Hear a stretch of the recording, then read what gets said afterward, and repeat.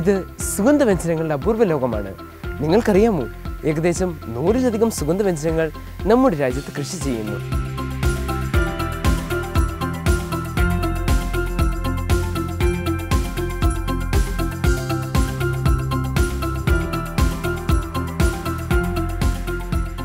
മുളക്, ജീരകം, പുതിന എന്നിവ ലോകത്തിൽ ഏറ്റവും കൂടുതൽ ഉൽപ്പാദിപ്പിക്കുന്നത് നമ്മളാണ്.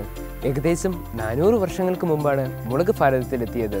പോർച്ചുഗീസുകാരാണ് മുളക് ഭാരതത്തിലേക്ക് കൊണ്ടുവന്നത്. പുതിനയാവട്ടെ ജപ്പാൻകാരും. നമ്മളുടെ എല്ലാ പ്രദേശങ്ങളിലും സുഗന്ധവ്യഞ്ജനങ്ങൾ കൃഷി ചെയ്യപ്പെടുന്നു. നമ്മളുടെ എല്ലാ സംസ്ഥാനങ്ങളിലും കാലാവസ്ഥകളിലും സുഗന്ധവ്യഞ്ജനങ്ങൾ വളരുന്നു. ഭക്ഷണം കഴിക്കുന്നിടത്തോളം കാലം സുഗന്ധവ്യഞ്ജനങ്ങൾ നമുക്ക് ഒഴിവാക്കാനാവില്ല. ഒരുപക്ഷെ പ്രഭാത ഭക്ഷണത്തോടൊപ്പം ഓംലെറ്റിൻ്റെ രുചിക്കൂട്ടായോ സാമ്പാറിൻ്റെ മസാലക്കൂട്ടായോ അവ ഉപയോഗിച്ചിരുന്നിരിക്കാം. സുഗന്ധവ്യഞ്ജനങ്ങളാണ് അവയെന്ന് തിരിച്ചറിയാതെ. സുഗന്ധവ്യഞ്ജനങ്ങൾ ഭക്ഷണപദാർത്ഥങ്ങൾക്ക് സ്വാദും നിറവും പകരുന്നതിനോടൊപ്പം ഭക്ഷണപദാർത്ഥങ്ങൾ കേടുകൂടാതെ സൂക്ഷിക്കാൻ സഹായിക്കുകയും ചെയ്യുന്നു. ഭക്ഷണവസ്തുക്കളുടെ രുചി വർദ്ധിപ്പിക്കുന്നതിന് മാത്രമല്ല സുഗന്ധവ്യഞ്ജനങ്ങൾ, ഒട്ടേറെ ഔഷധമൂല്യവും ഇവയ്ക്കുണ്ട്. മഞ്ഞളിൽ അടങ്ങിയിരിക്കുന്ന കുർക്കുമിൻ ക്യാൻസർ ചികിത്സയിൽ വ്യാപകമായി ഉപയോഗിച്ചു വരുന്നു. അൾസമേഴ്സിനെ തടയാനുള്ള കഴിവും മഞ്ഞളിനുണ്ട്. ഇരുമ്പിന്റെ പ്രകൃതിദത്ത സ്രോതസ്സാണ് ഉലുവ.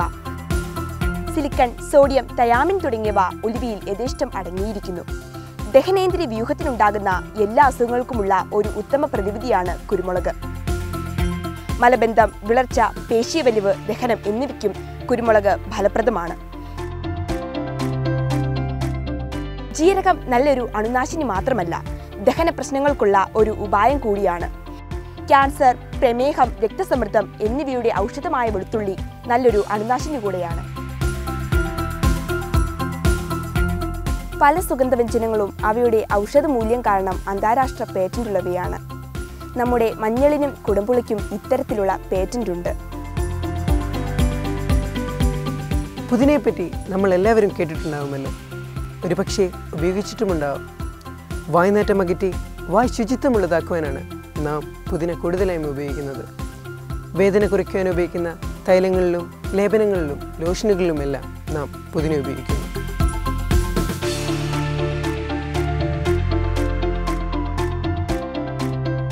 മെഴുകുതിരിയിലും സോപ്പിലും സുഗന്ധലേപനങ്ങളിലും മിഠായിലും ബിസ്ക്കറ്റിലും ചായയിലും എന്ന് വേണ്ട സുഗന്ധവ്യഞ്ജനങ്ങൾ ചേരാത്ത ഉൽപ്പന്നങ്ങൾ വളരെ കുറവാണ്.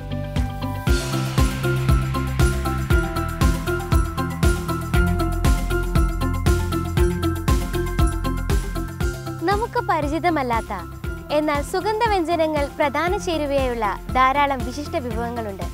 ആ വിഭവങ്ങളെയാണ് ഞാൻ നിങ്ങൾക്കായി പരിചയപ്പെടുത്തുന്നത്. സിക്കിംകാരുടെ സിയാൽ റൊട്ടി ഉണ്ടാക്കുന്നത് എങ്ങനെയാണെന്ന് നമുക്ക് കാണാം. സിയാൽ റൊട്ടി ഇന്ത്യയുടെ വടക്കു കിഴക്കൻ സംസ്ഥാനങ്ങളിലെ പരമ്പരാഗത ആഹാര പദാർത്ഥമാണ്. ഹിമാലയ പർവ്വത നിരകളുടെ ചെരുവുകളിൽ വളരുന്ന പേരേലത്തിന്റെ പ്രത്യേകതയാർന്ന രുചിയാണ് സിയാൽ റൊട്ടിയെ ആസ്വാദകരമായ ആഹാര പദാർത്ഥമാക്കുന്നത്. അതിശയമായിരിക്കുന്നു അല്ലേ? ഇനി രാജസ്ഥാനിലെ മഞ്ഞൾ കറിയെക്കുറിച്ച് നിങ്ങളാരും കേട്ടിരിക്കില്ല. കറികളിൽ നിറം ചേർക്കുന്നതിനായി മഞ്ഞൾ ഉപയോഗിക്കാറുണ്ടെന്ന് നമുക്കറിയാം. എന്നാൽ മഞ്ഞൾ കൊണ്ടൊരു കറി ഇതാദ്യമായിരിക്കും അല്ലേ? രാജസ്ഥാന്റെ സവിശേഷ വിഭവമാണ് മഞ്ഞൾ സബ്ജി അഥവാ കച്ചി ഹൽദി കി സബ്ജി. മഞ്ഞളും മുളകും ചേർത്ത് നെയ്യിൽ വരട്ടിയെടുക്കപ്പെടുന്ന ഈ സവിശേഷ വിഭവം ആരോഗ്യം പകരുന്ന ആഹാരമാണ്. നമുക്കെല്ലാം സുപരിചിതമായ, നാം എല്ലാം വീടുകളിൽ പാകം ചെയ്തിട്ടുള്ളതും കഴിച്ചിട്ടുള്ളതുമായ ഒന്നാണ് കുടംപുളിയിട്ട മീൻകറി. കുടംപുളിയിട്ട മീൻകറി മലബാറിന്റെ പ്രശസ്തമായ കറിയാണ്. മറ്റു സുഗന്ധവ്യഞ്ജനങ്ങളോടൊപ്പം കുടംപുളി ചേർക്കുമ്പോൾ സവിശേഷമാർന്ന ഒരു രുചിയാണ് ലഭിക്കുന്നത്. മനുഷ്യ ശരീരത്തിലെ അമിതവണ്ണം കുറയ്ക്കുവാൻ കുടംപുളി എന്ന അത്ഭുത സുഗന്ധവ്യഞ്ജനത്തിന്റെ കഴിവ് എത്ര പേർക്കറിയാം?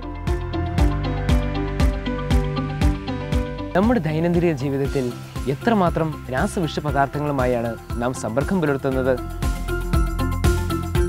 നാം കഴിക്കുന്ന ഭക്ഷണ സാധനങ്ങളിൽ ഇത്തരത്തിലുള്ളവ അടങ്ങാത്തതാണെന്നും അവ സംശുദ്ധമാണ് എന്നും നാം തിരിച്ചറിയണം. ഇത് ജൈവ കൃഷി രീതിയിലൂടെ മാത്രമേ സാധിക്കുകയുള്ളൂ. ചെടികളെ നശിപ്പിക്കുന്ന രോഗങ്ങളെയും കീടങ്ങളെയും പ്രതിരോധിക്കുന്നതിന് വേണ്ടി ജൈവ കൃഷിയിൽ രാസവസ്തുക്കൾ ഒന്നും തന്നെ ഉപയോഗിക്കുന്നില്ല. പകരം രോഗങ്ങളെയും കീടങ്ങളെയും പ്രതിരോധിക്കുന്നതിനായി അവയുടെ ശത്രുകീടങ്ങളെ കൃഷിത്തോട്ടങ്ങളിൽ വളർത്തുന്നു. രാസവളങ്ങളും കീടനാശിനികളും ഉപയോഗിച്ച് ഉൽപ്പാദിപ്പിക്കുന്ന ഭക്ഷ്യവസ്തുക്കൾക്ക് വലിപ്പവും നിറവും മാധുര്യവുമെല്ലാം കൂടുതലായിരിക്കും. എന്നാൽ സൂക്ഷ്മ മൂലകങ്ങളും പോഷകഘടകങ്ങളും ഏറ്റവും അധികമായി അടങ്ങിയിരിക്കുന്നത് ജൈവ ഉൽപ്പന്നങ്ങളിൽ മാത്രമാണ്. വ്യാവസായിക അടിസ്ഥാനത്തിൽ ജൈവ കൃഷിരീതി ചിലപ്പോൾ പ്രായോഗികമല്ലായിരിക്കാം. എന്നാൽ അടുക്കളത്തോട്ടത്തിൽ നിന്നും വീട്ടിലേക്ക് ആവശ്യമായ സുഗന്ധവ്യഞ്ജനങ്ങൾ നമുക്ക് ജൈവ കൃഷിയിലൂടെ വളർത്തിയെടുക്കാം. ടെറസുകൾക്ക് മുകളിലും ജൈവ കൃഷി രീതി പരീക്ഷിക്കാം. ചില സുഗന്ധവ്യഞ്ജനങ്ങൾ നമുക്ക് വളരെ എളുപ്പത്തിൽ കൃഷി ചെയ്യുവാൻ സാധിക്കും. ഇഞ്ചി, മഞ്ഞൾ, മല്ലി തുടങ്ങിയവ വളരെ എളുപ്പത്തിൽ വളരും. ഇനി മുതൽ സുഗന്ധവ്യഞ്ജനങ്ങൾ നാം ഉപയോഗിക്കുമ്പോഴും സുഗന്ധവ്യഞ്ജനം അടങ്ങിയ ഭക്ഷണം കഴിക്കുമ്പോഴും നമുക്കോർക്കാം, ഇത് നമ്മുടെ ആരോഗ്യ സംരക്ഷണത്തിലേക്കുള്ള കുറുക്കുവഴിയാണെന്ന്.